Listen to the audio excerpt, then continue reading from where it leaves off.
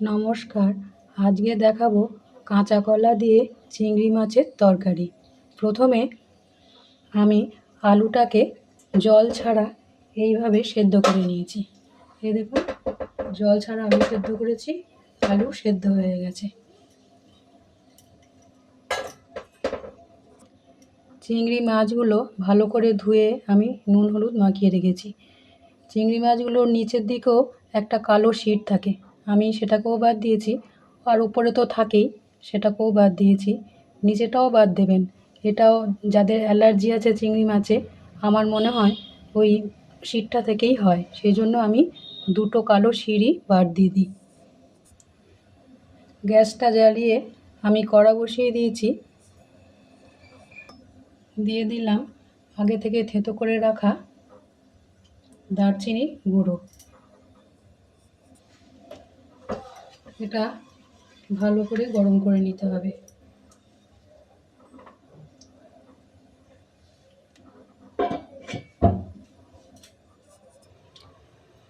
এই রান্নাটা করার জন্য আমি কাঁচা কলা আর পটল কেটে ধুয়ে রেখে দিয়েছি। প্রথমে দিয়ে দেব পটলগুলো।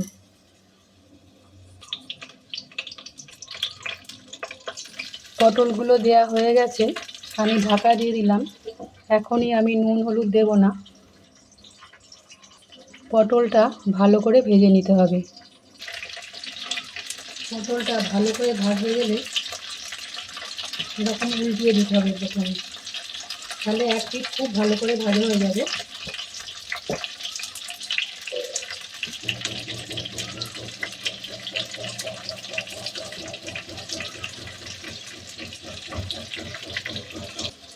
এইভাবে উল্টে দিয়ে ভালো করে আগে ভেজে নিতে হবে। নিয়ে নিয়েছি টমেটো পেস্ট, পেঁয়াজ বাটা, নিয়ে নিয়েছি গোটা গরম মশলা। আমি এটা আগে থেকে ভিজিয়ে রেখেছি, দোকানের কেনাও পাওয়া যায়। আমি বাড়িতে গোটা গরম মশলা ব্যবহারই চেষ্টা করি, যেহেতু বাটতে হবে সেই জন্য আমি এটা আগে থেকে ভিজিয়ে রেখেছি। এই দেখুন, এক পিঠ হয়ে গেছে। আমি এবার এগুলো আস্তে আস্তে উল্টে দেব। পটলটাকে খুব ভালো করে ভাজতে হয়, তাহলে কষানোর সময় সুবিধা হয়। আপনারা তো এঁচোড় চিংড়ি খেয়েছেন, পটল চিংড়ি খেয়েছেন, চিংড়ির মালাইকারি খেয়েছেন। এইভাবে কাঁচকলা দিয়ে পটল দিয়ে করে খান, খুব ভালো লাগবে। এবার দেখুন সুন্দরভাবে এক পিঠ হয়ে গেছে। এই দেখুন, এক পিঠ খুব ভালো করে ভেজে নিয়েছি। এইবার দিয়ে দেব পরিমাণ মতো নুন। শুধু পটলটার মতনই নুন দিলাম। নুন দিয়েই আমি হলুদটা দিই, মনে থাকে না, সেই জন্য হলুদটা দিলে মনে থাকবে নুন দিয়েছি, সেই জন্য আমি সবসময় চেষ্টা করি নুন দিয়ে হলুদ দিয়ে। এই দেখুন পটলগুলো ভালো ভাজা হয়ে গেছে।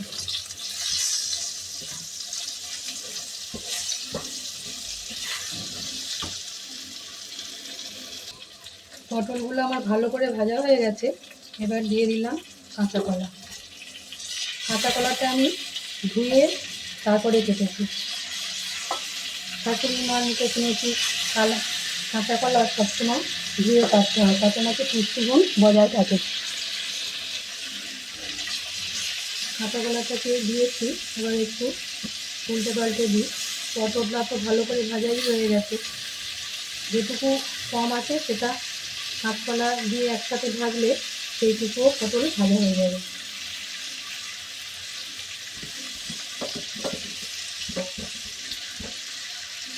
এবার এটাকে ঢাকা দিয়ে দিই।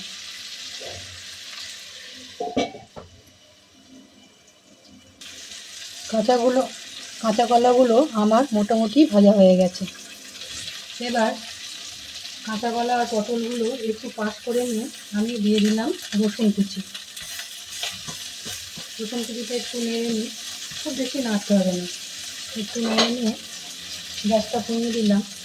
আগে থেকে চিংড়ি মাছ যেটা ধুয়ে রেখেছিলাম সেইটা এর মধ্যে দিয়ে দিলাম।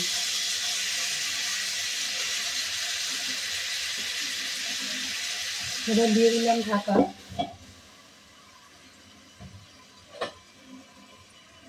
ঢাকাটা খুললাম। বাচ্চারা তো পটল যদিও বা খায়, কাঁচা কলা তো খেতেই চাইবে না। এইভাবে করে দেবেন, খুব ভালো লাগে, ওরা নিজেরাই খেয়ে খাবে। চিনিটা এর মধ্যে ভেজে নিলাম। চিনিটা খুব ভালো করে ভাজার দরকার নেই, আবার তো কষবো মশলা দিয়ে, সেই জন্য খুব বেশি ভালো ভাজা না হলেও হবে। রসুন আর চিংড়ি আমি ভেজে নিলাম। এবার দিয়ে দিলাম আদা বাটা। কাঁচা কলায় আদা দিতে নেই, কিন্তু যেহেতু এটা মাছের সাথে হচ্ছে সেই জন্য আমি আদা বাটা দিলাম। আদা বাটাটা দিয়ে আমি একটু এর মধ্যেই সামান্য কষে নিলাম, যতক্ষণ কাঁচা গন্ধটা থাকবে ততক্ষণ আমাকে এটা কষিয়ে নিতে হবে। এবার দিয়ে দিলাম পেঁয়াজ বাটা। আমি এটা ভেজেও দেওয়া যায়, কিন্তু বেটে দিলে গ্রেভিটা ভালো হয়, সেই জন্য আমি এটা বেটে দিয়েছি। জায়গাটা বড় হলে ছড়ানো বলে এগুলো কিছু তুলতে হলো না, কিন্তু যখন কড়াইয়ে করতে হয় তখন সব তুলে তুলে করতে হয়, সেই জন্য আমি একটু ছড়ানো জিনিসেই রান্না করতে ভালোবাসি। দিয়ে দিলাম লঙ্কা বাটা, দিয়ে দিলাম আগে থেকে সেদ্ধ করে রাখা আলু। আপনারা আগের ভিডিওতে দেখবেন আমি জল ছাড়াই আলু, কাঁচকলা এগুলো সেদ্ধ করি। দিয়ে দিলাম ধনে জিরে গুঁড়ো, 1 চামচ দিয়েছি, 1 চামচ দিয়ে দিলাম।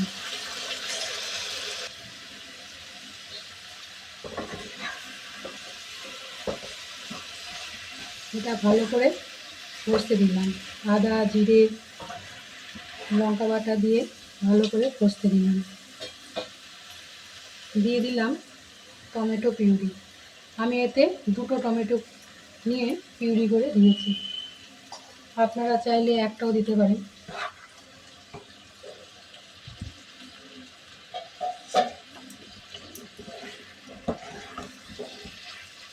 পটল ভাজার সময় অল্প নুন দিয়েছিলাম, এখন পরিমাণ মতো নুন একটু দিয়ে দেবো। লাস্টে দেখবো, আবার যদি না হয় তখন একটু দিতে হবে। নুন কম দিলে তো অসুবিধা নেই, বেশি দিলেই অসুবিধা হয়ে যায়।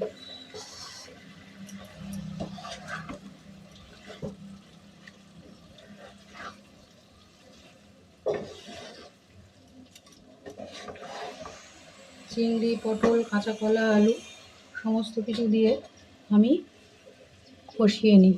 দিয়ে দেবো ঢাকা।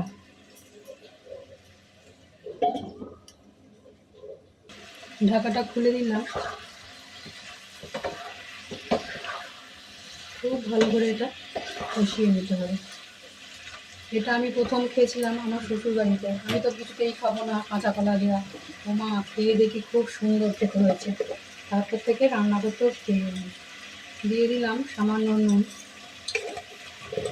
এটা এত সুন্দর খেতে হয়, মাংস ফেলে খেতে হবে।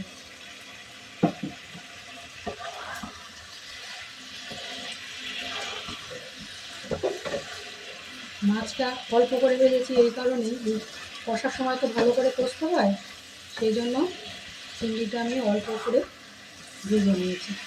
আবার চিংড়ি বেশি করে ভাজলে আবার সেদ্ধও হয় না। কষানো আমার হয়ে গেছে, দিয়ে দিলাম জল। আপনারা যে যেমন ঝোল খাবেন সেই রকম জল দেবেন। আর একটু জল দিয়ে দিলাম। চিংড়ির ঝোল তো খেতে খুব ভালো লাগে, ঝোলটা দিয়েই খাওয়া যাবে, এত সুন্দর টেস্টি হয়।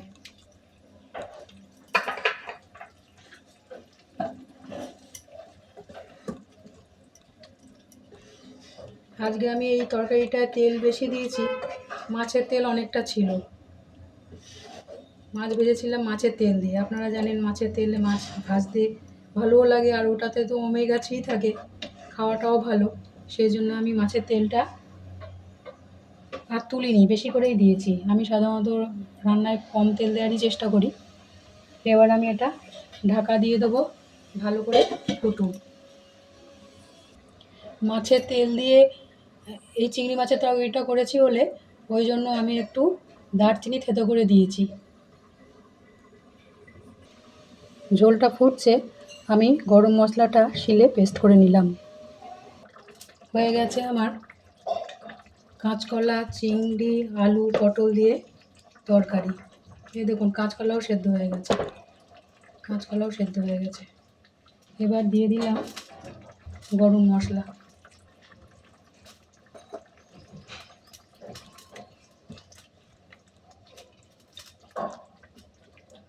একটু ঢাকা দিয়ে দিই, গরম মশলা দিয়ে তো ঢাকা দিতে হয়। দিয়ে দিলাম ঘি। আপনারা তো অনেকভাবেই খান চিংড়ি মাছের তরকারি। আমার এই চিংড়ি মাছের তরকারি একদিন করে খান, আপনারা কমেন্ট করে জানাবেন। দেখুন সমস্ত কিছু আমি পেস্ট করে দিয়েছি, তাই গ্রেভিটাও ভালো এসেছে। আলু তো সেদ্ধই করা ছিল, জল ছাড়া, জানেন আমি জল ছাড়া সেদ্ধ করি। আলুও গলে গেছে, আপনারা চাইলে লাল লঙ্কাও দিতে পারেন।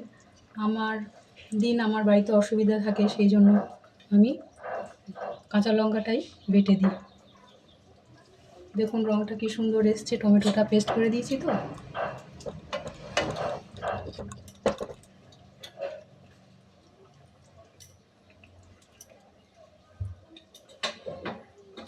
একটু টেস্ট করে দেখি এরকম হয়েছে। খুব সুন্দর হয়েছে, মাংসের সমপরিমাণই হয়েছে। এটা ঢাকা দিয়ে দিলাম, ঘি গরম মশলা দেওয়া আছে। গ্যাসটা একটু বাড়িয়ে দিলাম, গ্যাসটা অফ করে দিলাম। হয়ে গেছে আমার চিংড়ির তরকারি। দেখুন কি সুন্দর দেখতে হয়েছে, স্বাদে গন্ধে বর্ণে অতুলনীয় হয়েছে।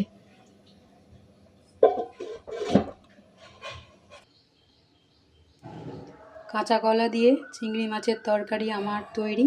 আপনারা খান, নিশ্চয়ই ভালো লাগবে। আজকে রাখি, আবার দেখা হবে।